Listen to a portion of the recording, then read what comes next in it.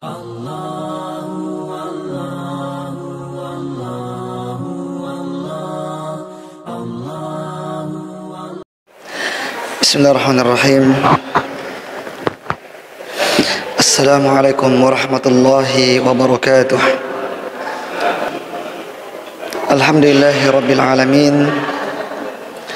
Wassalatu wassalamu ala asyrafil anbiya'i wal mursalin wa ala alihi wa ashabihi wa man tabi'ahum bi ihsanin ila yaumiddin, amma ba'd. Hadirin jamaah salat maghrib yang dirahmati oleh Allah Subhanahu wa taala. Alhamdulillah, kita bersyukur kepada Allah Subhanahu wa taala atas nikmat iman, nikmat Islam, nikmat kesehatan yang Allah Subhanahu wa taala karuniakan kepada kita semua, sehingga kita bisa hadir untuk bermajelis ilmu di masjid ini sebagaimana biasanya. Salam dan salawat kepada Nabi kita Muhammad sallallahu alaihi wasallam.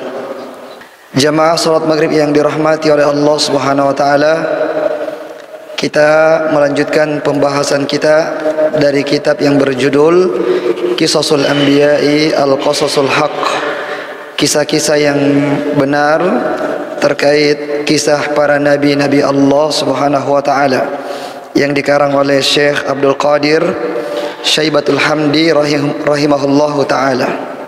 Dan kita masih berada pada pembahasan Nabi yang terakhir dalam buku ini, yaitu Nabi Isa alaihissalam.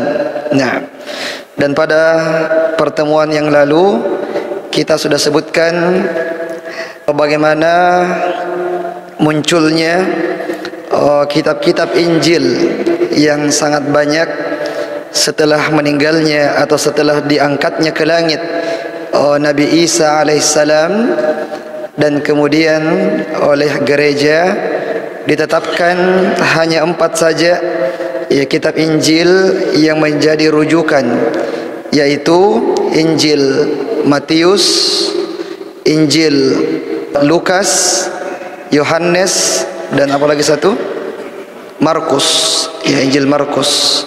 Nah, tentu saja di awal-awal abad Masehi, ya di awal-awal abad Masehi itu muncul banyak kelompok-kelompok yang saling bertentangan antara satu dengan yang lain terkait dengan akidah mereka, keyakinan mereka kepada Nabi Isa alaihissalam, yang dimana tentu saja awalnya ya mereka semuanya tahu akidah yang benar bahwasanya Nabi Isa alaihissalam adalah hamba Allah dan Rasul Allah Subhanahu wa taala. Nah, akan tetapi ya karena pengaruh dari Syaul al-Yahudi atau disebut dengan Paulus, nah, yang kemudian merubah ajaran Nasrani tersebut, hingga akhirnya banyaklah pemahaman-pemahaman yang baru yang muncul terkait Nabi Isa alaihissalam. Nah, kemudian jamaah yang dirahmati oleh Allah Subhanahu wa taala, pada tahun atau pada abad ke-4, ya, pada tahun awal abad ke-4 Masehi, ada seorang tokoh pembaharu, ya, ada seorang tokoh pembaharu yang mendakwahkan dakwah tauhid, ya, yang mendakwahkan dakwah tauhid dan memiliki retorika yang sangat baik dan hujjah yang sangat kuat, yang menunjukkan bahwasanya Isa alaihissalam itu bukanlah anak Tuhan, ya, yang menunjukkan bahwasanya Isa alaihissalam bukanlah anak Tuhan sebagaimana yang didakwahkan oleh Syaul al-Yahudi atau Paulus. Nah, seorang tokoh yang bernama Arius, ya, ini adalah tokoh yang sangat sentral di zaman tersebut, ya, tokoh yang bernama Arius yang hidup pada tahun 250 Masehi dan meninggal pada tahun 336 Masehi. Nah, Arius ini yang kemudian ajaran yang dia bawa itu disebut dengan ajaran Arianisme. Ya, Arianisme diambil dari namanya, yaitu Arius. Di mana Arius ini ya datang dengan hujjah-hujjah yang sangat nyata yang menunjukkan bahwasanya Isa alaihissalam itu bukanlah Tuhan atau anak Tuhan. Nah, dia mengatakan bahwa kalau sekiranya kita mengatakan bahwasanya Isa al-Masih itu adalah anak Tuhan, yang berarti datang setelah adanya Tuhan, ya, artinya Tuhan dulu ada, kemudian setelah itu belakangan baru ada anak Tuhan. Berarti anak Tuhan ini pernah tidak ada, ya, pernah tidak ada, kemudian diciptakan. Kalau dia diciptakan, itu berarti dia adalah makhluk dan bukan Tuhan yang disembah. Nah, dan ini yang dia dakwahkan, bahkan perdebatkan dengan petinggi-petinggi orang-orang Kristen yang lain yang mengatakan bahwasanya Isa al-Masih adalah anak Tuhan. Nah, kemudian jamaah yang dirahmati oleh Allah Subhanahu wa taala, dakwah yang disampaikan oleh Arius ini ya ternyata diterima oleh banyak kalangan, termasuk oleh para uskup. Ya, para uskup di gereja-gereja itu banyak yang menerima dakwah yang dibawa oleh Arius ini. Nah, sehingga semakin hari semakin banyak yang mengikuti pandangan yang disampaikan oleh Arius. Ya, meskipun tentu saja pandangan ini sangat ditentang oleh Kaisar Konstantin Agung ya, pada waktu itu. Ya, sangat ditentang oleh Kaisar Konstantin Agung ya, sehingga akhirnya dia pun membuat sebuah muktamar, ya, membuat sebuah muktamar yang mengumpulkan semua uskup-uskup yang ada, baik di Roma dan sekitarnya, baik gereja-gereja timur ataupun gereja-gereja barat. Ya, dikumpulkan uskup dalam jumlah yang sangat banyak, ya, ribuan uskup yang menghadiri muktamar tersebut yang disebut dengan muktamar Naikiyah, atau dalam bahasa kita Konsili Nicea. Konsili Nicea. Nicea itu adalah sebuah tempat di Turki yang sekarang bernama Iznik. Ya, jadi muktamar itu diadakan di Turki. Ya, Turki pada waktu itu disebut dengan Konstantinopel. Ya, Konstantinopel. Belum disebut sebagai Turki. Nah, mereka dan Konstantinopel ya, itu adalah ibu kotanya Romawi Timur. Ya, Romawi Timur itu beribu kotakan di Konstantinopel. Adapun Romawi Barat itu beribu kotakan di Roma, Italia. Nah, dan Romawi Timur inilah yang beribu kota di Konstantinopel. Itulah pusatnya orang-orang Nasrani yang sangat lama dan sangat sulit ditaklukkan oleh kaum muslimin, yang bahkan di zaman Nabi SAW sudah menyebutkan itu, bahwasanya Konstantinopel itu nanti akan ditaklukkan oleh pasukan kaum muslimin, dan pemimpinnya adalah sebaik-baik pemimpin, pasukannya adalah sebaik-baik pasukan.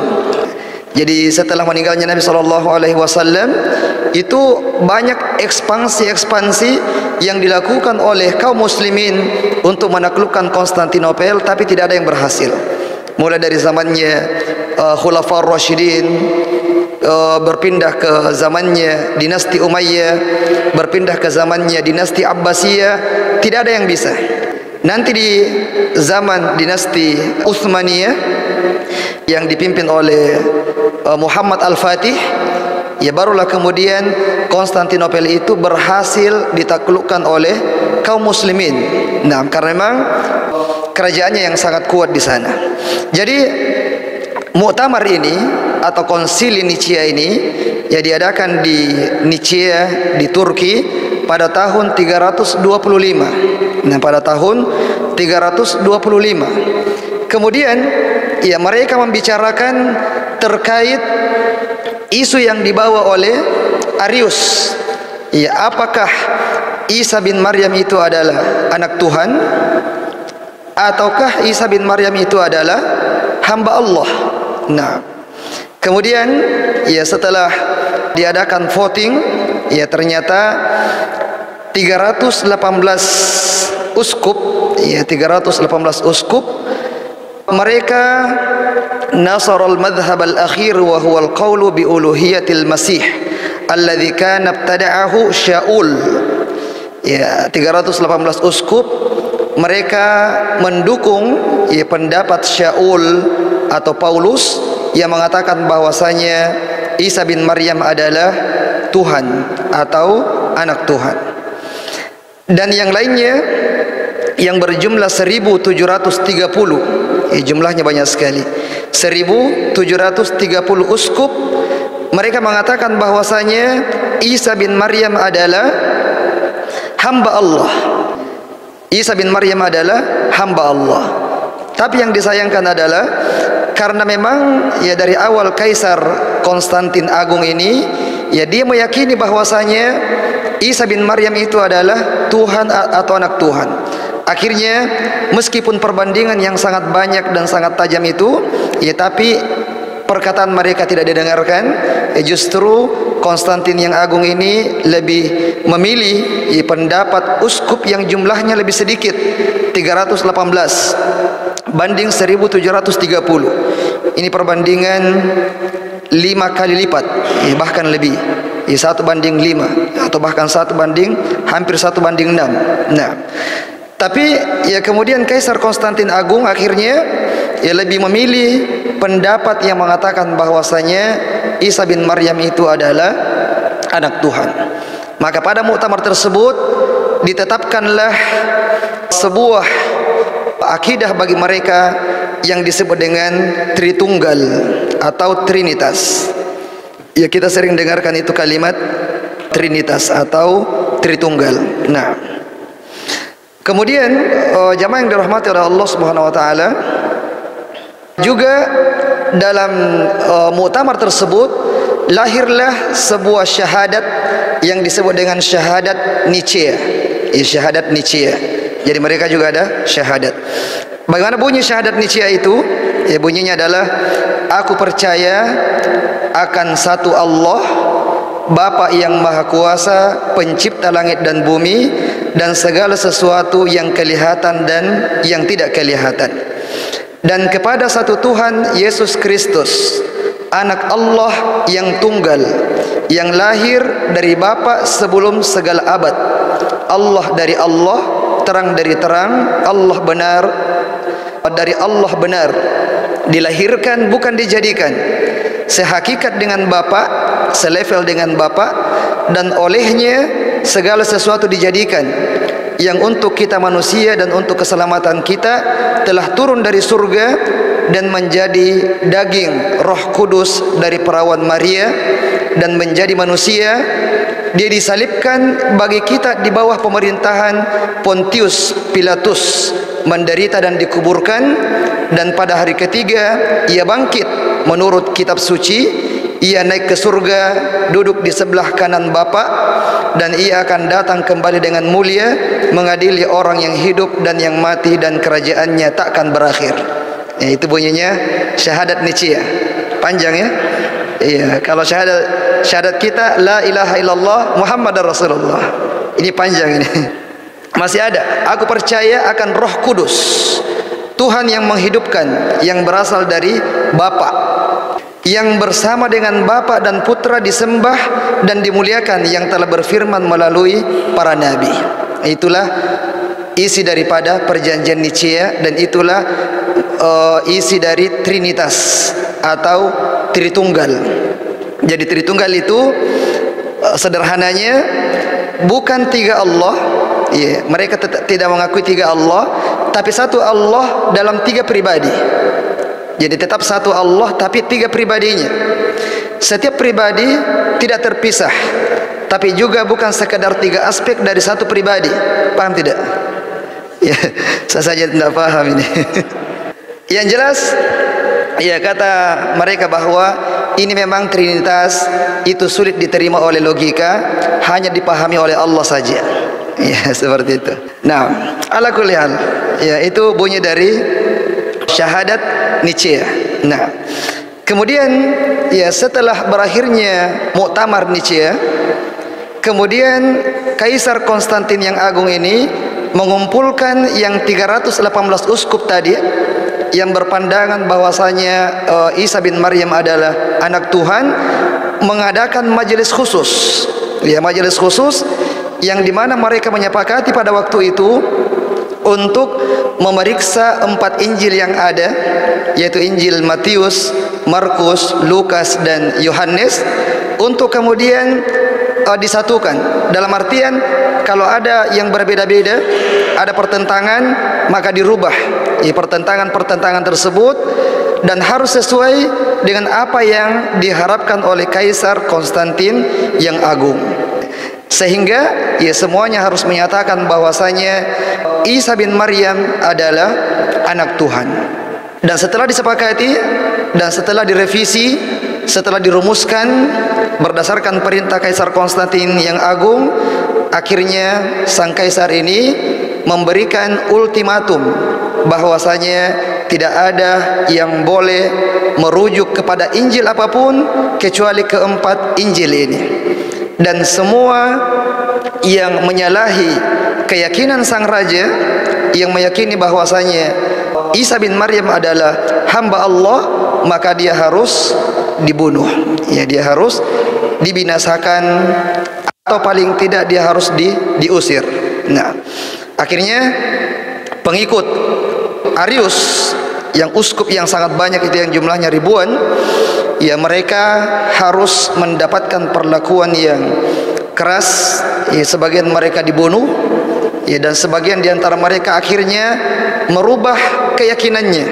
Nah, merubah keyakinannya, mengikuti keyakinannya sang kaisar dalam rangka untuk menyelamatkan jiwanya, menyelamatkan nyawanya. Ya, termasuk Arius ini, ya dia kemudian meninggal dengan cara yang sangat misterius. Ya, dia tidak disepakati bahwasanya dibunuh, ya, tapi kemungkinan besar dia dibunuh atau diracuni, ya, sehingga membuat ususnya itu pecah dan mengeluarkan darah dari duburnya. Nah, ala kulli hal, akhirnya setelah perjanjian itu atau perjanjian Nicea ini, itulah yang kemudian merubah akidah Nasrani kepada akidah yang mengatakan bahwasanya Isa bin Maryam itu adalah anak Tuhan, ya, dan ada yang namanya Trinitas. Dan setelah perjanjian ini, ya tidak ada lagi yang berani untuk memiliki pandangan-pandangan yang berbeda dengan pandangannya sang kaisar. Ya, karena kapan berbeda, maka dia dianggap sesat, ya dianggap sesat, dianggap menyimpang, dan harus diselesaikan. Nah, jadi mulai dari perjanjian Nicea itu.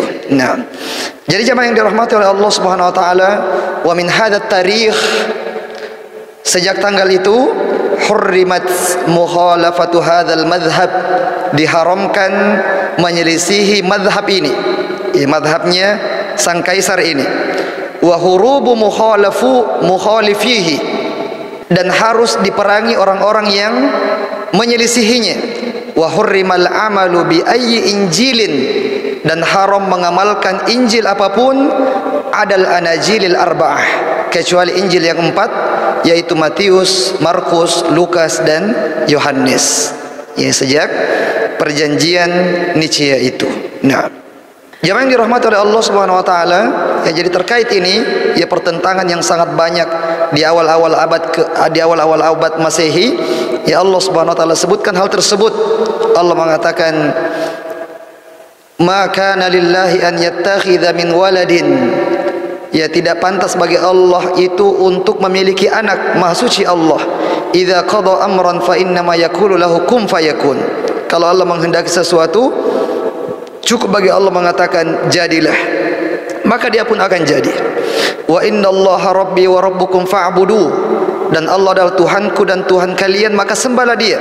hadza shiratum mustaqim fakhtalafal ahzabu min bainihim. Setelah itu ya golongan kelompok-kelompok di antara mereka itu saling berbeda pendapat. Ya, saling berbeda pendapat. Fawailul lil ladzina kafaru min mashhadi yaumin azim. Maka celakalah bagi orang-orang yang kafir ketika mereka menyaksikan hari yang besar. Ya, jadi Allah sudah sebutkan tentang bagaimana perbedaan-perbedaan mereka terkait keyakinannya kepada Nabi Isa alaihissalam. Nah, taib. Kemudian jamaah yang dirahmati oleh Allah Subhanahu wa taala, jadi orang-orang Yahudi dan orang-orang Nasara itu memiliki persamaan-persamaan. Ya, di antara persamaan yang disebutkan di dalam Al-Quran adalah sama-sama menjadikan hamba Allah yang soleh sebagai anak Tuhan. Di mana orang-orang Yahudi menjadikan Uzair sebagai anak Tuhan dan Nasara menjadikan Isa bin Maryam sebagai anak Tuhan. Orang-orang Yahudi menjadikan pendeta-pendetanya atau rahib-rahibnya sebagai Tuhan yang disembah selain Allah Subhanahu wa taala. Disembah di sini tidak harus sujud kepadanya, tapi maksudnya adalah ketika alimnya atau pendetanya atau rahibnya menghalalkan yang Allah haramkan, maka mereka juga menghalalkannya. Atau mereka mengharamkan apa yang Allah halalkan, maka mereka juga akan mengharamkannya. Maka itu adalah bentuk menyembah, menjadikan Tuhan-Tuhan para ulama-ulama tersebut, para rahib-rahib tersebut, ya para pendeta-pendeta tersebut. Itu orang-orang Yahudi. Dan ini pula yang dilakukan oleh orang-orang Nasrani, ya di mana mereka tunduk kepada uskup-uskupnya, tunduk kepada aturan dari kaisarnya. Ya meskipun itu bertentangan dengan keyakinannya, tapi akhirnya mereka pun harus tunduk ya dan mengikuti apa yang telah diinstruksikan oleh ya uskup-uskupnya, padahal mereka dalam kesesatan. Nah, jadi di dalam Al-Quran Allah Subhanahu wa taala sebutkan hal tersebut. Wa qalatil yahudu Uzairun ibnullah wa qalatin nasara al-masih ibnullah. Orang-orang Yahudi mengatakan Uzair adalah anak Allah, orang-orang Nasara mengatakan Masih Isa al-Masih adalah anak Allah.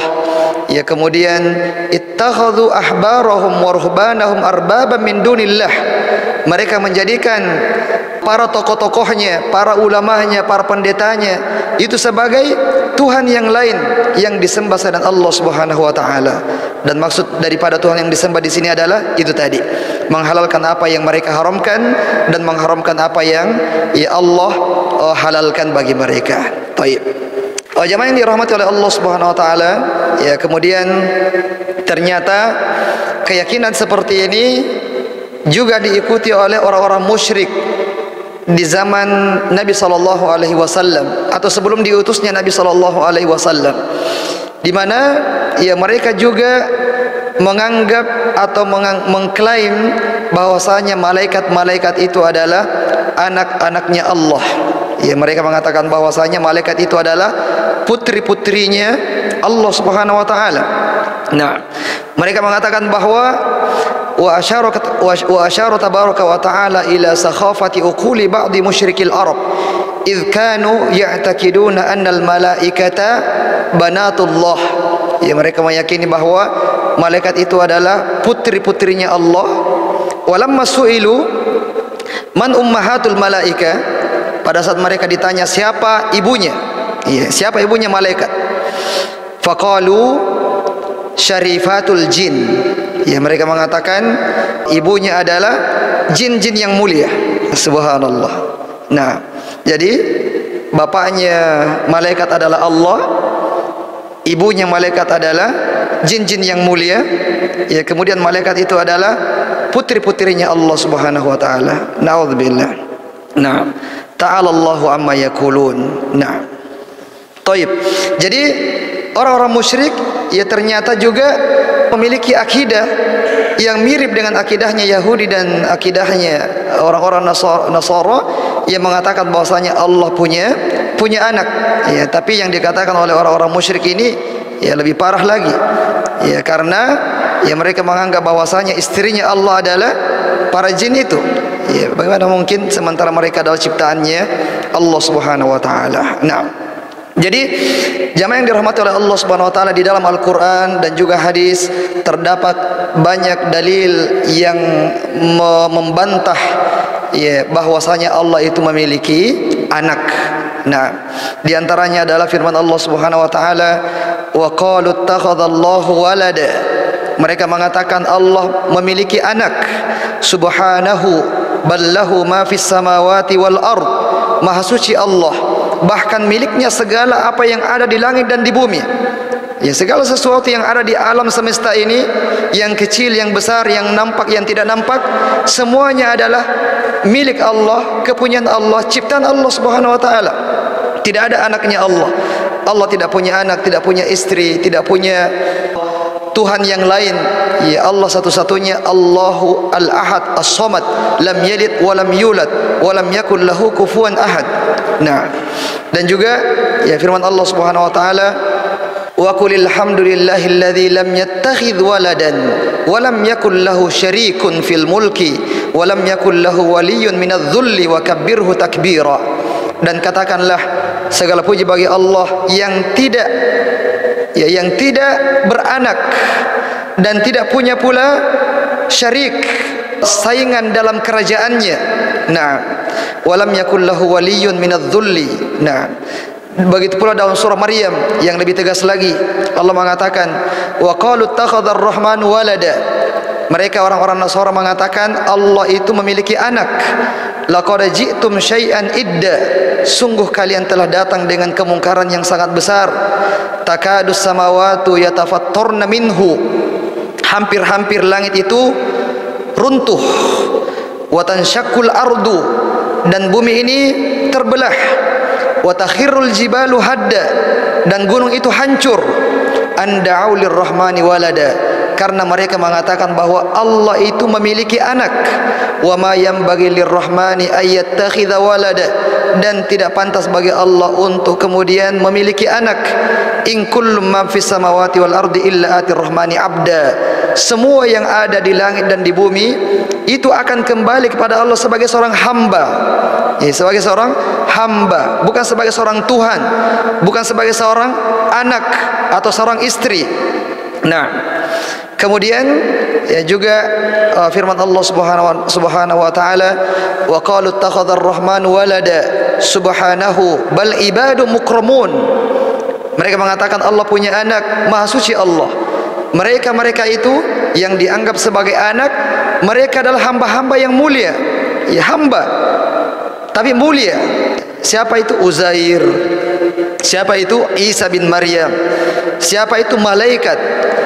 Mereka semua ini adalah hamba-hamba Allah yang mulia.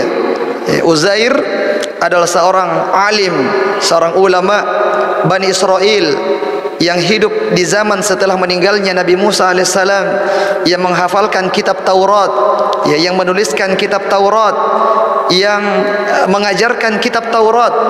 Ya, karena kemudian orang-orang Yahudi ini terlalu mengagungkannya, terlalu mengangkat derajatnya, sehingga diangkatlah dia sebagai anak Tuhan.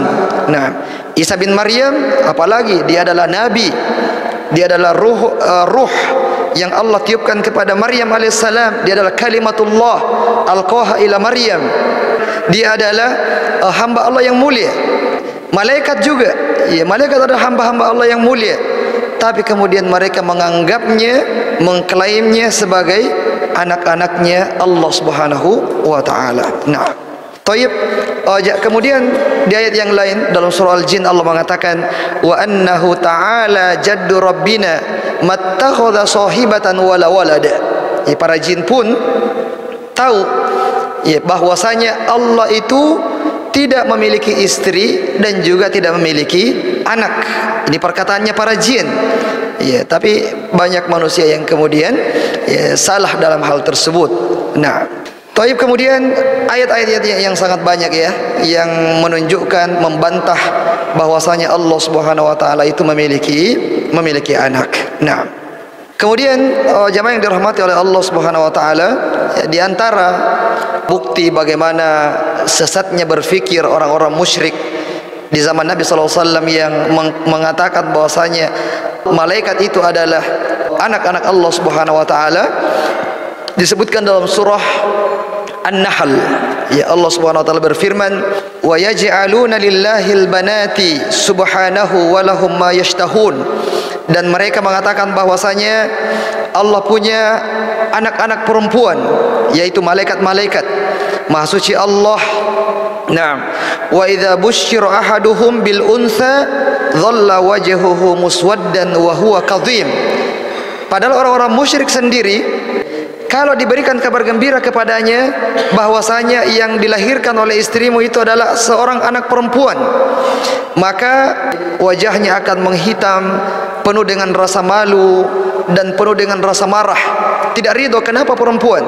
Nah, yatawara minal qaumi min su'i ma busyira bihi ayumsikuhu ala hunin am yadussuhu fit turab. Ya, kalau sudah begitu, dua saja pilihannya. Dibiarkan anak-anak perempuan itu hidup dengan menanggung malu bagi orang tuanya, atau dikuburkan hidup-hidup. Dikuburkan hidup-hidup. Mereka tidak mau anak perempuan, mereka hanya mau anak laki-laki. Tapi yang jadi pertanyaan besarnya adalah, mereka malu dengan anak perempuan, tapi mereka mengklaim Allah punya anak perempuan. Nah, itu kan kerancuan dalam berfikir. Mereka tidak mau anak perempuan, tapi mereka yang menuduh Allah memiliki anak perempuan, dan mereka adalah para malaikat. Dan siapa juga yang mengatakan malaikat itu laki-laki atau perempuan? Nah, itu cuman perkataan mereka saja, khayalan mereka saja. Nah, Taib, dalam ayat yang lain Allah Subhanahu wa taala mengatakan, amittakhadha mimma yakhluqu banatin wa asfaakum bil banin. Ittakhadha mimma yakhluqu banatin, Allah itu mengkhususkan wanita sebagai anak-anaknya, kemudian mengkhususkan bagi kalian anak laki-laki. Wa idza busyira ahaduhum bima daraba lirrahmani mathalan dhalla wajhuhu muswaddan wa huwa kadhim. Kalau mereka dapat kabar gembira tentang anak perempuan, mereka akan merasa hina. Kemudian awaman yunasya'u fil hilyati wa huwa fil khisami ghairu mubin.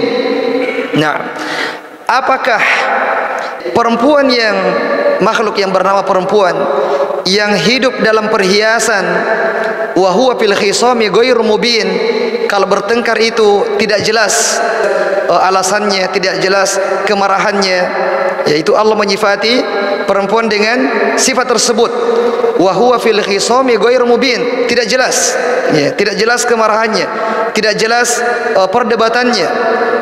Dan setelah itu, ya, dengan mengetahui karakter perempuan itu, kemudian mereka menjadikan anak bagi perempuan sebagai anak-anaknya Allah Subhanahu wa taala. Ya, itu tidak masuk akal, bagaimana mungkin?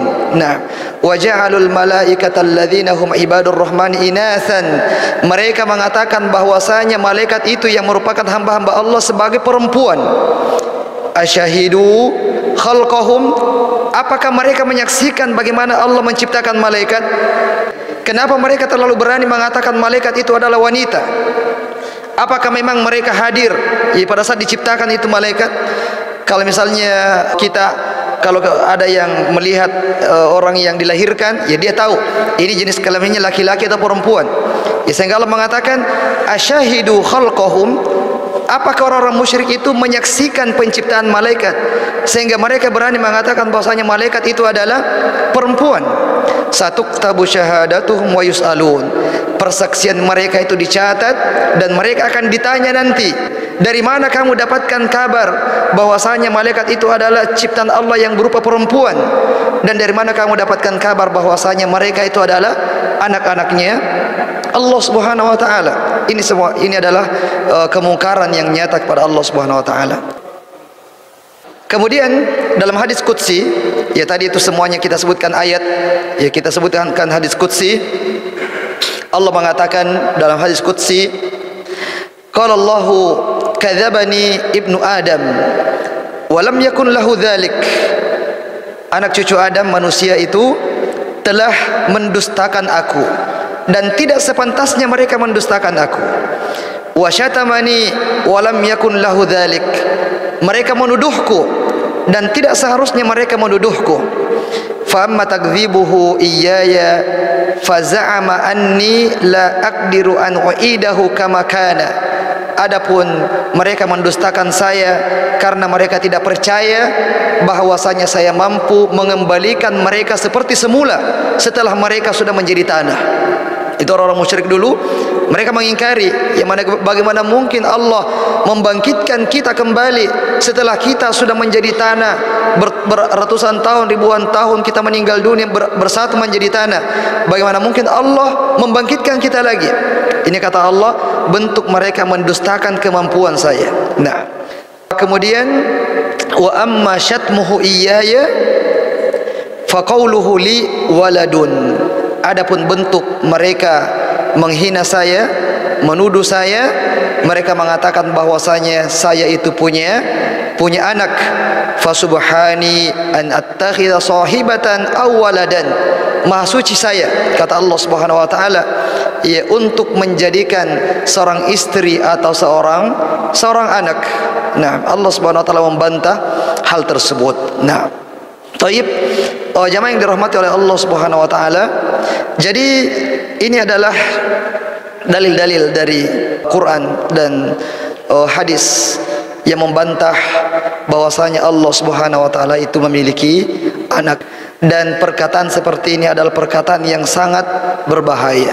Ya, perkataan yang sangat berbahaya. Sehingga jamaah yang dirahmati oleh Allah Subhanahu wa taala, seorang muslim sangat dilarang untuk ikut-ikutan dalam perayaan-perayaan yang dilakukan oleh orang-orang di luar Islam, orang-orang Yahudi, orang-orang Nasrani, terutama jika perayaan tersebut berkaitan dengan keyakinan mereka bahwasanya Isa bin Maryam adalah anak Allah, anak Tuhan. Ya, meskipun kita tidak secara langsung merayakannya, tapi kita mungkin yang menggunakan atribut-atributnya, atau kita mungkin mengucapkan ucapan selamat terhadap hari rayanya, maka itu adalah perkataan yang sangat berbahaya. Nah, dalam hadis Nabi mengatakan ada orang yang mengucapkan kalimat la yulki laha balan, yang dia anggap itu perkataan yang sederhana, perkataan yang biasa saja. Kemudian yahwi biha fi jahannam, akhirnya dia pun terjerumus masuk ke dalam neraka jahanam sedalam-dalamnya. Gara-gara apa? Satu kalimat. Maka hati-hati dengan kalimat yang kita ucapkan, terutama jika kalimat itu berhubungan dengan perayaan orang-orang di luar Islam, yang berhubungan dengan akidah, keyakinan mereka, terutama jika berkaitan dengan keyakinan mereka terhadap Nabi Isa alaihissalam. Ya, penjelasan ini sudah menjadi terang bagi kita, ya, bagaimana bisa berubah itu akidahnya orang-orang Nasrani yang awalnya mereka meyakini bahwasanya Isa bin Maryam itu adalah Abdullah wa Rasuluhu. Ya, itulah keyakinannya para al-Hawariyun, 12 murid terdekat Nabi Isa alaihissalam, dan itu yang didakwahkan. Ya, tapi ya, yang menjadi penjahat paling utama dalam kerusakan akidah orang-orang Nasrani adalah ya si Paulus itu. Nah, ya si Paulus. Nah, Syaul al-Yahudi yang telah merubah akidahnya orang-orang Nasrani. Wallahu taala alam. Semoga bermanfaat untuk kita semua. Subhanakallahumma bihamdik, asyhadu an la ilaha illa anta, astaghfiruka wa atubu ilaik.